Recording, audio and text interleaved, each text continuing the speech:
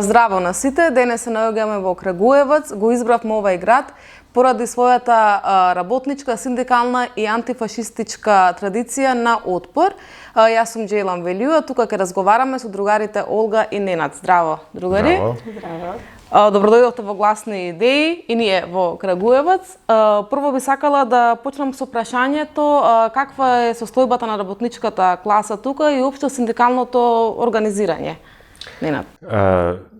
U Kragujevcu i uopšte u čitavoj Srbiji mi imamo ostatke starih sindikata koji još uvek su aktivni u fabrikama i firmama koje su postojale i ranije.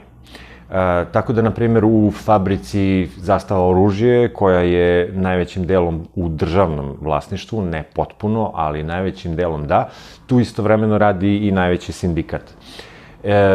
U Kragujevcu su aktivne obe velike sindikalne centrale, dakle i Samostalni sindikat Srbije, odnosno Savez samostalnih sindikata Srbije i UGS Nezavisnost.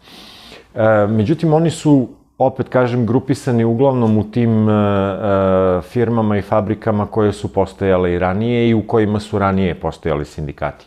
Mi smo se ovde početkom 2000-ih suočili sa jednim užasnim problemom da u većini kompanija, fabrika, firmi koje dolaze sa zapada, a koje zapravo ne investiraju ništa, nego građani Srbije investiraju kroz budžet Republike Srbije u multinacionalni kapital, mi smo imali jedan realan problem da se osnuju sindikati u tim novim fabrikama i u većini zapravo nikada nije pošlo za rukom radnicima da se organizuju u sindikat. Fabrike u kojima to jeste uspalo, njih je jako malo, 2 ili 3, najznačajniji je slučaj jedne od onoga što se zove komponentaši, dakle Magneti Marelli, italijanska kompanija koja sarađuje sa Fiatom, u Kragujevcu ima svoj pogon i radnice i radnici su uspeli da iz trećeg pokušaja formiraju sindikat. Prva 2 pokušaja su propala tako što su ljudi koji su pokušali da organizuju sindikat jednostavno otpušteni. Tako da to je način na koji se u tim novim firmama zapravo obračunava sa ljudima koji pokušavaju da naprave neki sindikat. Sa druge strane, treba da se kaže i to da sindikati tamo gde ih ima, oni su skloni kompromisima, skloni su oportunističkoj politici i radnički otpori koji su se vodili su ne uvek, ali vrlo često se odvijali van sindikata, odnosno kao neka vrsta samoorganizovanih pokreta po konkretnim pitanjima. Da, samostojni sindikati da li postoje? Postoje sindikati, međutim, promenom zakona uspostavljen je institut takozvanih reprezentativnih sindikata. Svako može da organizuje sindikat. Međutim, ako mu ne bude priznata reprezentativnost, a to se gleda u odnosu članova sindikata prema ukupnom broju zaposlenih u toj firmi, onda je to kao obično udruženje građana koje zapravo nema nikakve suštinske moći, tako je, niti su aktivisti tog sindikata zaštićeni nekim aktom u slučaju da dođu pod udar menadžmenta ili policije ili koga god. Да. Е сега работничката свест, дали населението, работничката класа во Србија има свест за својата положба и свест работничка, да кажем? Mi mislimo da nema i jedna od osnovnih ideja našeg kolektiva, naše organizacije jeste da se klasna svest vrati u radničku klasu. Naravno, razlozi zašto današnja radnička klasa u Srbiji generalno, pa naravno i u Kragujevcu, ali i mnogo šire od Srbije, zapravo nema klasnu svest, jesu složeni, to je bio proces koji se odvijao decenijama, tako da se mi nadamo da ćemo za kraće vreme od toga uspeti da vratimo klasnu svest u radničku klasu. I na neki način mi vidimo upravo taj zadatak kao naš osnovni zadatak koji treba da uradimo, da da, dakle, radnička klasa postane svesna svog položaja, svoje uloge u istoriji i svoje snage na kraju krajeva. Точно, да. Сега, Олга, како ќе ја процениш економската состојба во Србија после, нели, пандемијата, војната со Украина, но и пред тоа, дали има некои промени? Pa u suštini čitava ekonomska situacija u Srbiji je izuzetno povezana upravo sa pričom koju je drug Gile ispričao, a to je privatizacija svih državnih preduzeća i fabrika na kojima je ranije mogla da počiva ekonomija, koje su sada privatna i koje su dodatno subvencionisana iz džepa građana, to jest iz državnih fondova. I Srbija se nalazi u, recimo, minimalna plata ove godine u januaru je dostigla 40.000 dinara, što bi bilo oko 340-350 evra, gde u praktičnom smislu mi imamo situaciju da to nije dovoljna svota novca koja može da pokrije život jedne osobe, a kamoli govoreći o osobi koja treba da izdržava svoju porodicu ili nekog dalje. Dodatno tome, stopa inflacije u Srbiji je izuzetno visoka, ona je trenutno oko 15, nešto posto. I proizvodi i nameti života su više u rangu evropskih cena, dok su plate i primanja znatno ispod njih. I to je nešto što izuzetno mnogo utiče i na građanje upravo čitave te svesti, zato što se ljudi previše bore za svoju samu suštu egzistenciju, jer isto tako činjenica da je nešto minimalna plata ne znači da svi primaju minimalnu platu. Česti su slučajevi da se primaju plate ispod toga, da se deo plata prima na crno, da se prima na ruke. Tako da je generalno radnički položaj i položaj samim tim većine stanovništva koje treba da preživi u ovim uslovima na rubu egzistencije i svodi se na to da neko treba da bude srećan ukoliko ima krov iznad glave i ukoliko može da priušti da kupi hleb ujutru. Tako da generalna ekonomska situacija je naravno dodatno pogođena pandemijom korone zbog zaduživanja koja su se dešavala, gde sad počinju da rastu nameti preko raznih poreza i taksi koje postoje. I naravno sve to je dodatno pogoršano situacijom svetskog rata koji se odvija i koji naravno utiče dodatno upravo na taj stepen inflacije, zato što stepen inflacije u odnosu na recimo januar prethodne godine, pre nego što je počeo rat, je drastično porastao. Zato što rat kao svetski katalizator takođe je i ovde uticao na porast cena i na porast nameta života. Isto tako imamo i situaciju pokušaja privatizacije preostalih državnih preduzeća kao što je Elektroprivreda Srbije, gde je poslednji pokušaj učinjen da se Elektroprivreda Srbije iz javnog preduzeća prebaci u akcionarsko društvo, to jest da se liberalno tržište dovede i u te stvari, samim tim i te stvari počinju da bivaju luksuz, gde mi već živimo u situaciji da je pola toga što mi kupujemo na dnevnoj bazi, poput kafe recimo, već namirnica koja ima porez na luksuz. Kafe to? Da. Tako da su porezi koji su nametnuti širokim masama izuzetno visoki. Кои намирници не потпаѓаат под тој данок на луксус? U suštini, u osnovi bi to bila samo prehrana. Znači, samo još prehrana ostaje da nije luksuz još uvek. I to naravno ne čitava prehrana, nego osnovne namirnice. Osnovne, да. Добро, сега, нели се вели дека Балканот е буре барут, па каква е состојбата со национализмот и националните прашања и националната свест во Србија, особено ако се земат во предвид и последните случувања, нели сега со Косово, како тука размислува обичниот српски граѓанин? Vrlo je teško zapravo izvući jedno prosečno mišljenje srpskog građanina, zato što proces na tu temu traje već najmanje 3 decenije, 30 godina.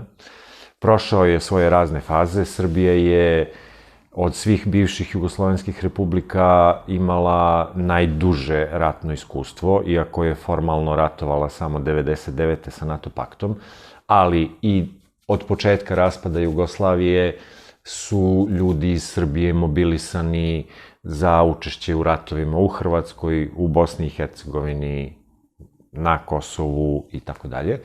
Tako da je Srbija imala taj period od 1991. do 1998. koji je bio obeležen ratovima, sankcijama i tako dalje. Sve su to stvari i elementi koji su pogodovali rastućem nacionalizmu. Pored svega toga, i jedna od osnovnih stvari jeste jedan antikomunistički sentiment koji je sistematski iz samog aparata u početku, dakle iz same vlade u početku u jednoj formi bio izveden kao jedna kritika protiv jugoslovenske politike koja je od strane tadašnjeg rukovodstva bilo ocenjeno kao antisrpsko. Dakle, znamo tu svi da je srpski nacionalizam Jugoslaviju doživljava kao neku vrstu, kako da kažem, otimanja svojih teritorija. Kako se koji drug nacionalizam. Tako je, samo što oni imaju taj narativ koji je dosta uvrežen i koji je u kontekstu tih međunarodnih kriza, odnosa prema Sjedinjenim Američkim Državama ili drugim velikim silama, kao što su Velika Britanija ili Evropska unija, dobio neke novije oblike. Nacionalizam se perpetuira dalje kroz potenciranje kosovske krize, najviše jer ne samo zbog rata koji je tamo bio, nego uopšte zbog te srednjevekovne istorije koja je njima jako bitna i u kojoj oni nailaze na svoje uporište. Dakle, oni ne idu dalje od srednjeg veka, kad malo pogledamo bolje.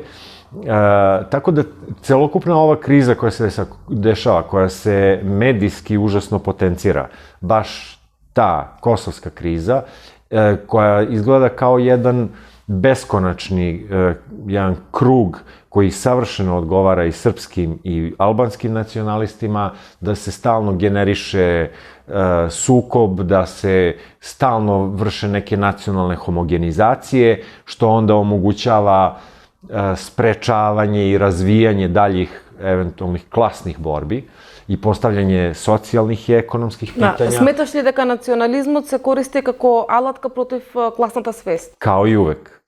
To je jedna od osnovnih osobina današnjeg nacionalizma koji se generiše iz aparata, iz medijskog aparata, iz državnog aparata. I naravno iz, zašto ne reći i to, obrazovnog aparata koji je takođe upregnut u tu nacionalističku retoriku i u nacionalistički narativ. Mi kao organizacija vidimo da je jedini izlaz u svemu tome zapravo da se u povezivanju borbi, pre svega, radničkih klasa svih balkanskih zemalja ili republika ili teritorija, neka zove kako ko me odgovara, ali naše mišljenje je da mi na Balkanu jedino možemo da se oslobodimo od imperijalističkog ugnjetavanja ukoliko budemo objedinili svoje borbe. I da shvatimo da imamo jednog zajedničkog neprijatelja koji nije vezan za jednu državu, kao što bi to nacionalisti voleli da predstave da je to ili Amerika ili Rusija ili neko već. Ne, mi smatramo da je i domaća buržoazija deo tog istog neprijatelja, naravno, jer je reč o jednom zapravo suštinski klasnom sukobu. Apsolutno, da. Се, Олга, вие сте членови на Црвена иницијатива и Црвена акција, па повеќе можеш да ни објасниш? Naravno, u suštini Crvena akcija i Crvena inicijativa su organizacije koje su inicijalno osnovane zasebno. Crvena akcija je osnovana u Hrvatskoj, a Crvena inicijativa u Srbiji. Obe organizacije su osnovane tokom prve dekade 2000-ih, znači rane 2000-te su u pitanju, i kroz vreme jesu imala određenu podršku, ali kao zajednička organizacija se ujedinjujemo krajem 2019. početak 2020. znači predpandemijski period. Mi se ujedinjujemo kao jedna zajednička organizacija koja nastavlja dalje da gradi principe na kojima su obe te organizacije izgrađene. Naša organizacija zastupa stavove, kao što smo rekli, da svako treba da se obračunava sa svojim nacionalizmom, kako bismo mogli jer to je neka naša ideologija da treba delovati lokalno, a misliti internacionalno. I delovanjem na našem lokalu mi možemo da se povezujemo i da širimo našu borbu. Naš cilj jeste podizanje klasne svesti kako bi se naše borbe, naše radničke borbe na svim frontovima širile i kako bi one zaista bile sve produktivnije i progresivnije. Zato što poenta jedne komunističke organizacije, komunističke partije nije samo njeno postojanje, već upravo njena uloga u čitavom pokretu koji se dešava i svim zbivanjima.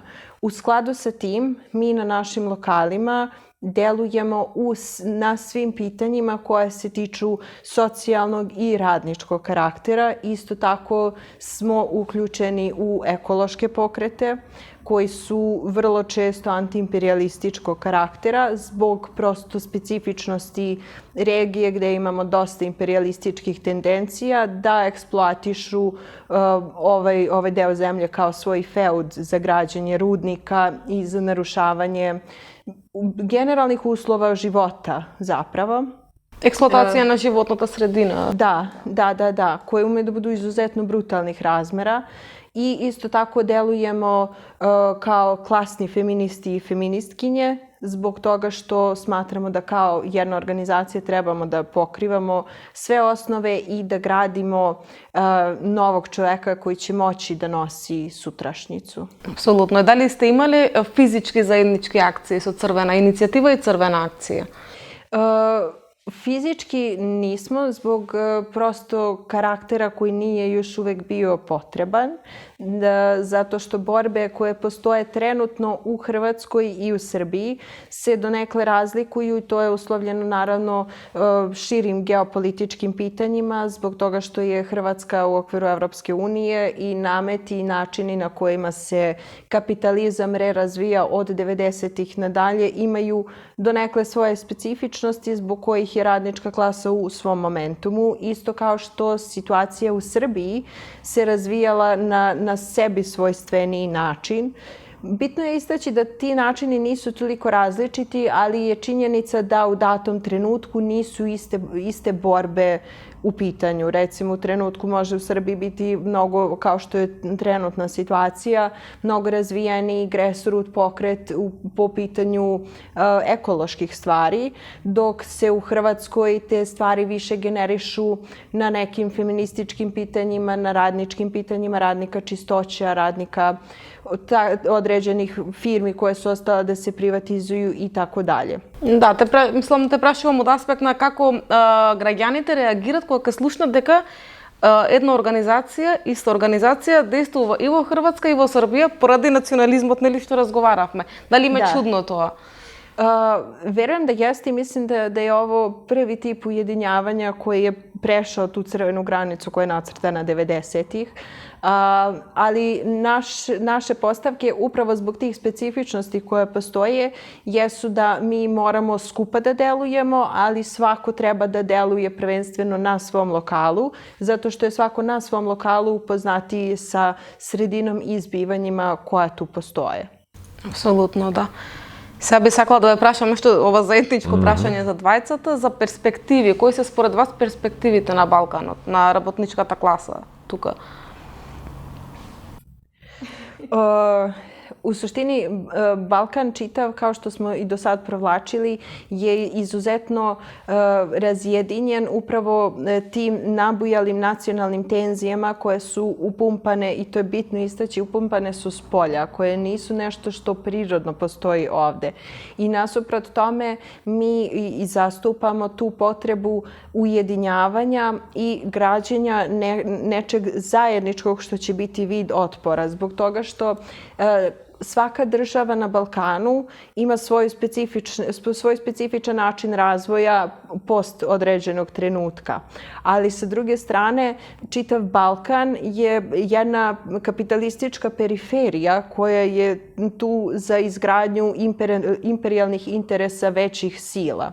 I samim tim, čitav Balkan se nalazi u jednom opresovanom modu, jednom modu eksploatacije gde je to jedno jeftino radno tržište, dobar turizam ili neka površna stvar koja potpuno oduzima ljudima svojstvo pripadanja zapravo tom prostoru u smislu njihove komunikacije sa okolinom, sa ljudima oko sebe i to naravno ima mnogo duboke korene u otuđenju svog rada zato što niko na Balkanu ne privređuje nešto što bi njega činilo zadovoljnim, nego privređuje nešto od čega prosto može da preživi.